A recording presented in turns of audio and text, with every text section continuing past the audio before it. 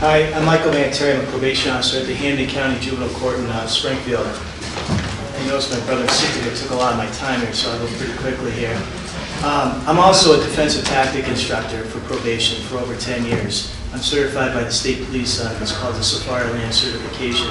But more importantly, I'm certified by the Community Corrections Institute. It's a national certification. And with that, I'm part of this email chain that throughout the country, I get the emails about probation officers and parole officers that are injured in the line of duty. I probably get about 3 a month. Last week, or a couple weeks ago, I got one where I believe it was a Georgia probation officer who was doing a scheduled home visit, and as he was leaving his motor vehicle to go to the home, he was actually shot at by a probationer. Again, I'll go pretty quickly here, but I looked up. I was just invited here a week ago, so I did some research, and some of it's outdated, but it does make my point here.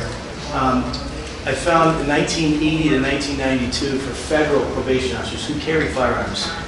Only 48% of the states respond. So 24 states responded to this research. There's 14 murders, 2 rapes, 99 sexual assaults, 8 shot and wounded, 14 slashed or stabbed, 4 cars used as a weapon, and 691 were either punched, kicked, or choked.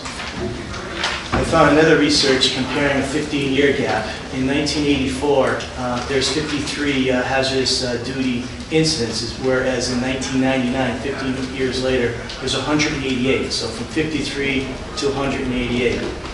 2012, with only 81% of the states reporting, there was 396 instances. And again, this is just federal probation. So you can see it went from 188 in 99 to now 396 in 2012. I found another research indicating this study was done on probation officers killed in the line of duty. And what they found is male probation officers, 72% were killed by a handgun, 7% by a rifle, 7% by a shotgun, 7% by a knife, and 7% by a personal weapon. So that equals a firearm. It was 86% where a firearm was used on a male probation officer, whereas female probation officers, 0% handgun, 0% rifle, 0% shotgun.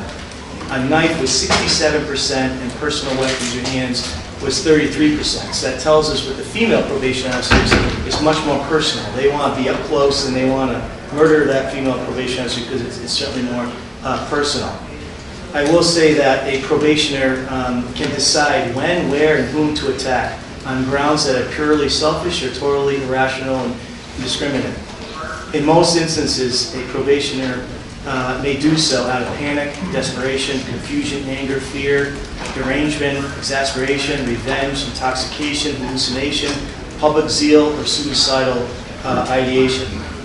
I do about 45 home visits a month. I don't go into a metal detector. I don't know what's in the home. Weapons that could be easily hidden. Yesterday, right around this time, I did a home visit, and there was a pit bull barking crazy at me. It was tied to the refrigerator. I knew the mother had an 8-page criminal record with some very violent charges. A lot of them were assault and battery on a police officer. I found out their friend or boyfriend, when I got his name and number, went back to the office. He had a 14-page criminal record, 2 attempted murder charges that he was found not guilty on. Probation officers across the country, parole officers across the country carry firearms. We don't even carry an OC spray. Hey, mail carriers they carry OC spray for safety reasons for dogs. Our neighbor state, Connecticut, they have 20 years in, they have to retire because our offenders are getting younger, they're getting stronger, they're getting bigger, they're getting more aggressive, more violent, whereas probation officers, simply we're getting older, slower, weaker. So I really do support this bill for the safety of the court officers along with the probation officers. Thank you.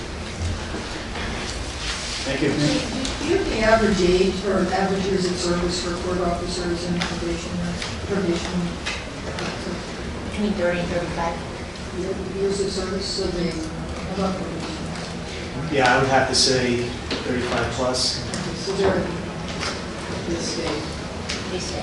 The average statistic for a probation officer getting injured on a duty, on a job, is 48 years old for males and 46 for females. What that tells us is probation officers, because they work so long, they get comfortable in their job and they're much more relaxed.